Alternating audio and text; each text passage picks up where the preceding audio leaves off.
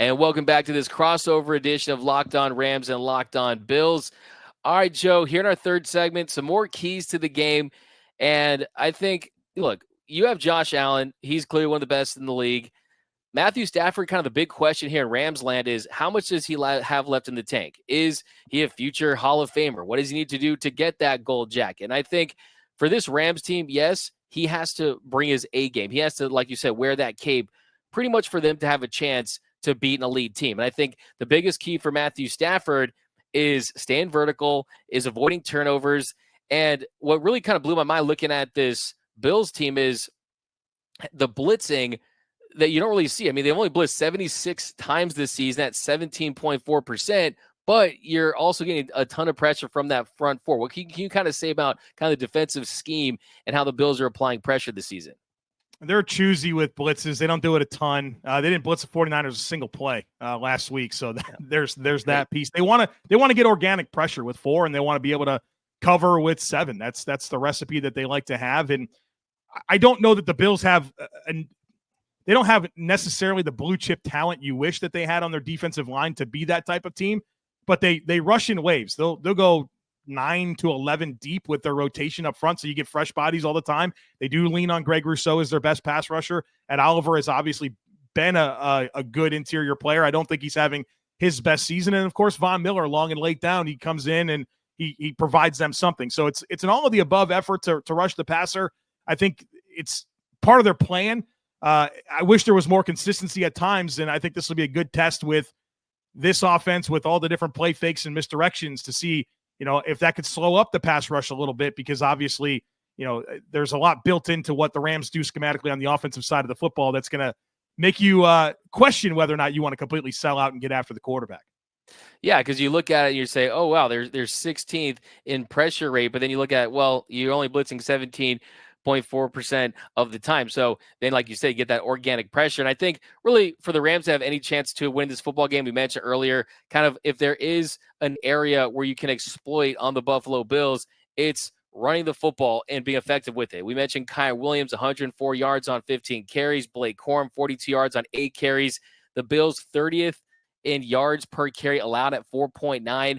What is it about this Buffalo Bills run defense that allows teams to have success?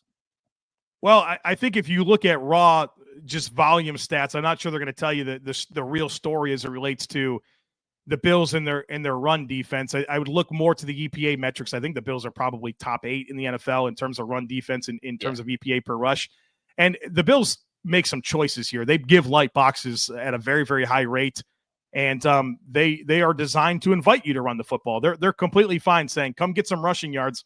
We're going to get you in a negative play at some point. And if you want to lean into running the football, that also comes with stopping the Bills on offense, because you can come in with that intent, but if you're down 10, you're down 14 before you can blink, there goes your plan to run the football so much. So that's all part of the Bills script. Yeah, they want you to invite the rushing. They want to tighten the screws in the red zone. They want to score points and say, all right, now you're one-dimensional and the Bills are two-dimensional. Come see if you can outscore us for 60 minutes. That's very much their script. Yeah, certainly. And it's worked and it's paid dividends this season. Saw Jordan Mason, 4.8 yards per carry. But really, like you said, you look at EPA, kind of like deeper metrics, it definitely kind of paints a different picture. Now, as far as something related to this game that kind of keeps you up at night about the Rams, what is it? Because for me, I can name 15 things about the Bills that kind of strike fear into me. But I mean, when your team's had that much success, I mean, your two losses have come on the road. Now, is this going to be a road game with how many Bills fans are going to be there? That's a fair question. But is there anything that about this Rams team that kind of keeps you up at night?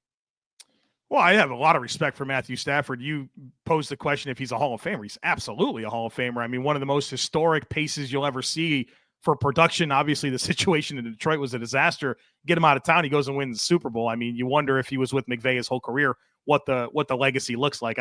Stafford, I do Locked On NFL scouting. I'm pretty sure I had him as a top 5 quarterback going into the season. And so when you take Matthew Stafford, who I have all the respect for in the world, with Cooper Kupp and Puka Nacua and a potent run offense, yeah, that's a lot to deal with. And obviously, I think a lot of Sean McVay as well as a head coach. And I think the Rams are unbelievable with player development. I can't tell you how many times I've looked at this roster and thought to myself, really?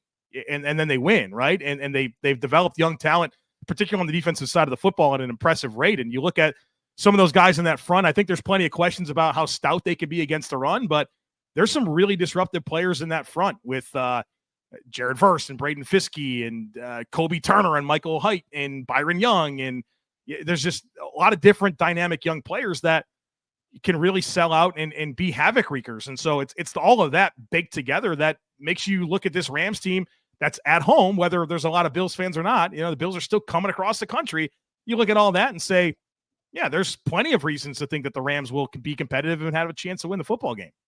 Yeah, absolutely. I couldn't agree with you more. By the way, I have bought all the houses on Matthew Stafford as a Hall of Famer island. Trust me, I've done many an episode on why he already deserves a gold jacket. I still can't believe there's people that think that he doesn't, but that's for a different conversation. But yeah, I think 100% that the Rams are a team that they can beat anyone on their best day. And you mentioned the youth of this team. That's kind of what makes them pretty exciting. I mean, they're the second youngest team in the NFL behind the Green Bay Packers, and they just have this knack for finding guys in later rounds. I mean, you're looking at a center in Bo Limmer. There was a late round pick that no one expected to do anything. And then he's a big part of this offensive line. Last season, of course, everyone knows about what they were able to do with Puka Nacua. But I love how you brought up Byron Young, because Byron Young has been a menace this season. He's the only player to force 5 turnovers via pressure this season. So he's another player to look out for. And I just think with this Rams team, with the veterans they have, with the season that they put together, low lows, high highs, and the fact they're still in the mix after 12 games, I don't think that they're as afraid of a Bills team as a lot of teams would be that have this much youth and an experience on their roster. So I definitely think that really pressure-wise, I think they're going to be loose. They're going to try to make up for some of these primetime duds. I mean, it's not a primetime game, but still a little NFL game of the week action, at least in our parts, because it was a dud against the Eagles. It was a dud against the Dolphins. They did come through on Thursday Night Football against the Vikings. They beat the 49ers early in the year. But I think the big takeaway from this game is if you can find a way to beat the Bills, like I said earlier, that shows you can beat an elite team, which would kind of change the conversation about how dangerous the Rams could be in the playoffs. So that's what I'm looking at here. And look, I'm not here to say the Rams are going to win, but I definitely think it's going to be competitive. I think it'll come down to the fourth quarter. I'm not sure if you want to throw out a prediction. I saved mine till Friday. If you want to throw out one, you can totally throw out one. But definitely I'm looking at a close game. I think that the Rams do cover in this one, a 4.5-point underdog, according to FanDuel at the moment. You think they cover? Did I hear that correctly? Yeah. Wow. I'd be surprised if they did. And I like I said, I do think there's a path for the Rams. Some of the challenges that I look at for the Rams to actually cover this in this game is, the run defense for the Rams. I think they have disruptive players in that front, but the Bills are very good at running the football, and that's not just with Josh Allen. They really run it with James Cook. They run it with Ray Davis. They run it with Ty Johnson, and we've seen this Rams team give up a lot of rushing production. Though everybody remembers the Eagles game, but there's been other ones, the Cardinals game, the Lions game, the Saints last week. Run defense is leaky, and the Bills are going to lean on that rushing offense, and they're willing to do it. I mean, they rushed for 220 last week against San Francisco. Josh Allen threw the ball 14 times, something like that. They're willing to do that, on top of leaning into some play action as well, where the Rams are 29th in EPA per play.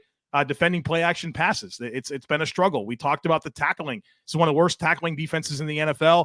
They're dead last in EPA per pass attempt when targeting running backs. They're 28th when targeting slots. They give up a ton of yards after catch. It's like it's the script. It's the Bill script that the Rams struggle with. And I guess, again, I am not saying that the Rams don't have a puncher's chance in this game. I think I've done a good job of illustrating the respect that I do have for the operation, but I think they need the game to go a certain way that would be uncharacteristic of the Bills team that we've seen this year. And so I think the Bills cover this one pretty comfortably. Hey, that's 100% fair. And it's a pretty good chance you're going to be right in all of this.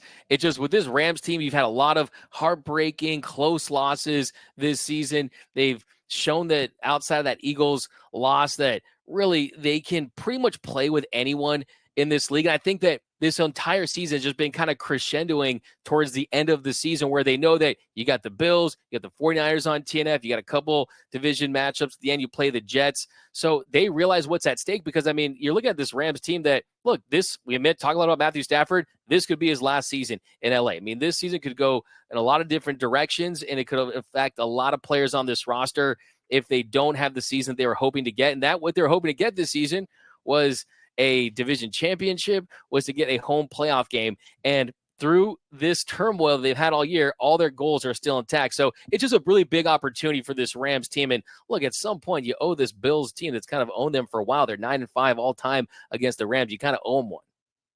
I don't disagree with that. I just think the matchups are difficult, especially when we didn't really talk about the Rams pass defense, which has had a multitude of issues this year. 24th in EPA per pass, 27th in yards per pass. And I mean, I think there's enough to be concerned about with the run defense. And then just how do they match up in the secondary? Do they have enough there to handle the depth of the Bills' weapons? So I'll say this. I think the Rams can lose this game and still win this division. I think they can go on a run. I think they can win their last 4 against the Niners, Jets, Cardinals, and Seahawks, especially with the Cardinals and Seahawks being home games to do this. So although my expectations are low for the Rams this week, and I'm not a Bills homer that comes in and preaches that the Bills are the greatest team ever and anything like that. I'm very honest about the league in general. I cover the whole thing. I'm very aware of who the Rams are. I think they can win the last 4. I don't know that this game is the most important of what's remaining. It would be a good measuring stick. I think it's a confidence boost for a very young football team, but I wouldn't be surprised if they drop this one and win the last 4 and we see the Rams playing in beyond week 18. Yeah, I mean, if you can run the table after this, you'd feel good about that. Like I said, your playoff chances drop 6% with a loss, so it's not the end of the season. A big opportunity on paper. Definitely, it's going to be an uphill battle. Would be a pretty significant upset for sure, but it's the National Football League. Anything can happen, and it's the Rams at SoFi. But it's going to be exciting, and you're going to have Bills Mafia in the house in force. So let's see what we got.